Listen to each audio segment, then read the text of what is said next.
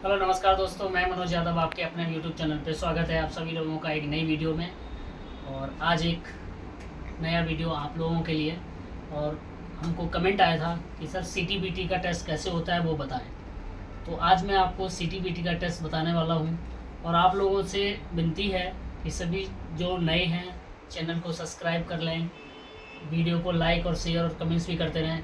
तो आज आपको बताएंगे सीटी और बीटी। सीटी का मतलब होता है क्लॉटिंग टाइम, बीटी का मतलब होता है ब्लीडिंग टाइम। तो क्लॉटिंग टाइम और ब्लीडिंग टाइम कैसे करते हैं, क्या प्रोसीजर होता है उसका, तो मैं आपको वो प्रोसीजर दिखाऊंगा। मतलब एक प्रैक्टिकल पूरा तो नहीं है, बट आप ये समझ जाएंगे कि इस तरह से होता है।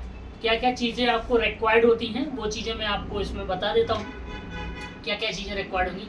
सबसे पहले तो आपके हैंड ग्लव्स होने चाहिए। सेकंड, आपके पास अल्कोहल स्वैब होना चाहिए। उसके बाद एक फ़िल्टर पेपर होना चाहिए। एक उसकी ट्यूब आती है, जो आपका क्लॉटिंग टाइम की एक ट्यूब आती है, पतली सी, बिल्कुल पतला सा ट्यूब होता है, जिसमें हम बताएंगे कि ये उनका क्लॉटिंग टाइम कितने टाइम में हुआ है। और एक ब्लीडिंग टाइम का क्या होता है कि ब्लीडिंग टाइम जो फ़िल्टर पेपर होता है, तो हमें हल्का सा फिंगर में प्रिक करना होता है। तो चलिए मैं आपका उसमें दिखा देता हूँ किस तरह से प्रिक करते हैं। तो मान लीजिए सबसे पहले हमने क्या किया, ग्लव्स तो हमें पहनना ही पहनना है, हम कि हमने इस पर वेयर नहीं किया है, बट आपको बताएं ग्लव्स पहनना है। उसके बाद आपको इस तरह से अल्कोहल स्वैब लेना है। तो इस पोर्शन जिस भी फिंगर में आप करना चाहें, किसी भी फिंगर में आप करना चाहें, तो इस फिंगर में हमने किया। तो इसको अच्छी तरह से पहले क्या कर लेंगे हम कि इसको अच्छी तरह से बढ़िया तरीके से हम इसको क्लीन कर लेंगे। ठीक है, किसी का भी हो, क्या होता है कि नाखून वाली जो एरिया या कहीं जो होता है, तो इस तरह से हमने इसको अच्छे से साफ़ कर लिया, बिल्कुल क्लीन कर लिया। ठीक है, इस तरह से फिर इसको हम सूखने देंगे। गीला होने में प्रिक नहीं करना है, क्योंकि इसमें देखिए सैनिटाइज़र वगैरह अल्कोहल स्वैब कर रहे हैं तो वो ब्लड में जा सकता है।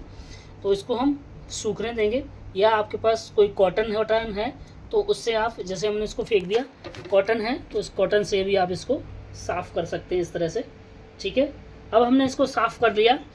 अब हम क्या करेंगे, जैसे निडल की सहायता से, या हमारे पास जो लेंसेट एक छोटा सा पतला सा होता है, उससे जैसे हम शुगर का टेस्ट चेक करते हैं ना, शुगर के लिए जो हमारे पास निडल होती है, जो लेंसेट होता है, तो हम उससे भी करते हैं। इसको पिक करना हल्का सा, या आपके पास 26 नंबर की निडल हो, 26 नंबर की निडल होती है, उससे पिक कर सकते हैं आप। सेकेंड थिंग, आपके पास एक वो आपको मिलेगा, ये टेस्ट करने के लिए इसका ना छोटा सा ट्यूब होता है।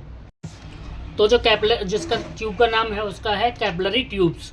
तो पतली सी होती है, इतनी बड़ी आपको मिलेगी इस तरह से, और इससे थोड़ी मोटी होगी। ये तो मैंने आपको एक तरीका बता दिया कि आप किस तरह से उस होता है वो। तो क्या करेंगे, तो सबसे पहले हम बात करेंगे ब्लीडिंग टाइम की।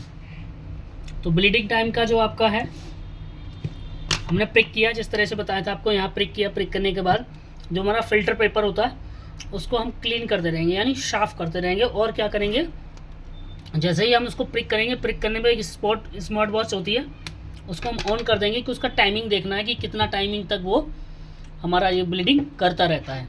तो जैसे क्या किया हमने, इसको ऐसे कर लिया, यहाँ ब्लड निकल रहा है, क्लीन किया, फिर देखा निकल रहा है, क्लीन किया इस तरह से। और ये नहीं है कि इसको एक ही एरिया में रखेंगे, उस इतना बड़ा आपका फ़िल्टर पेपर मिलेगा, ये इतना बड़ा गोल सा आपको फ़िल्टर पेपर मिलेगा। तो उसके साइड से, मतलब इस कोने को किया, फिर दूसरे को, फिर तीसरे को, फिर चौथे, इस तरह से अलग अलग करके इसको हम चेंज करते रहें जब तक वो बंद ना हो जाए। जब बंद हो जाए तो स्पॉट वॉच को, जो वॉच है उसको हम बंद कर देंगे। हम टाइम नोट कर लेंगे कि जी हमारा कितना टाइम हुआ। किसी में मान लो अगर 4 मिनट 25 सेकेंड या जो भी आपके मिले, उस पर स्पॉट कर दिया। अभी अब क्या मिल गया आपको, ये ब्लीडिंग टाइम मिल गया आपको, बीटी मिल गया। क्या मिल गया, बीटी मिल गया आपको। ठीक है, उसके बाद क्या करेंगे कि उसी टाइम जो हमने स्टार्ट किया था, टाइम जब हमने ये ब्लीडिंग का किया था ना, जिस टाइम पे, तो उसी टाइम में हमें वो जो ट्यूब मिलती है ना, उस ट्यूब में हम ब्लड भर देते हैं पूरा। ठीक है, उस ट्यूब में ब्लड भर देंगे, उसको भी हम इस तरह से रख देंगे ऐसे।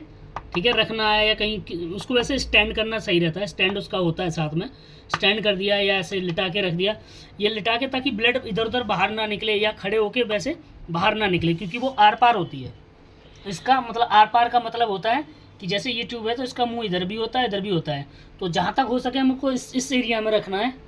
अगर आपके पास स्टैंड वैसा है तो, क्योंकि अगर नीचे करेंगे तो ब्लड नीचे निकल जाएगा, तो हम उसको इस तरह से रख देंगे।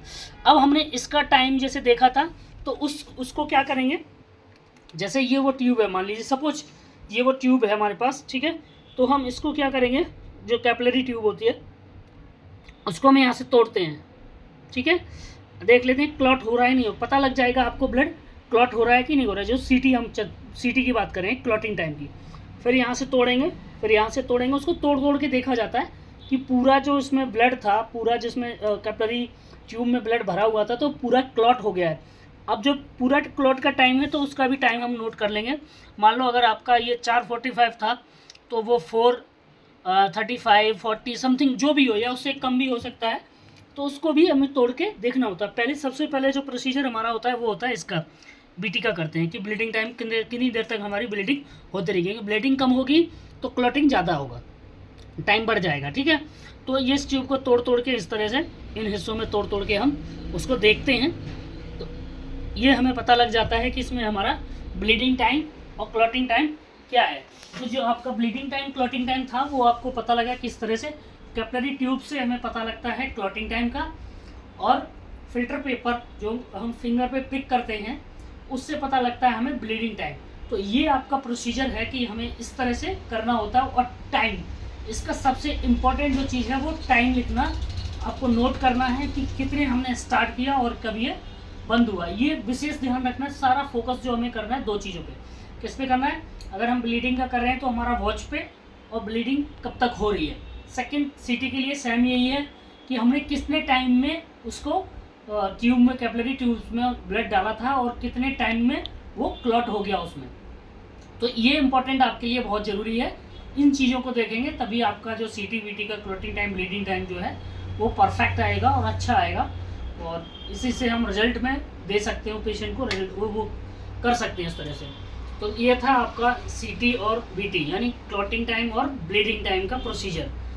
तो इसी के साथ वीडियो समाप्त करते हैं। अगर आप लोगों को वीडियो अच्छी लगी हो तो कमेंट्स कीजिए, और कमेंट्स में बताइए आपको कैसी लग रही है। अगर मैंने बताया कोई मिस्टेक्स हुई है, कोई भूल रहा हूँ, तो आप हमें उस कमेंट्स में शेयर कर सकते हैं। इसी के साथ वीडियो को समाप्त करते हैं। जय हिंद, जय भारत, जय जवान, जय किसान, जय Shri Ram. Thank you so much.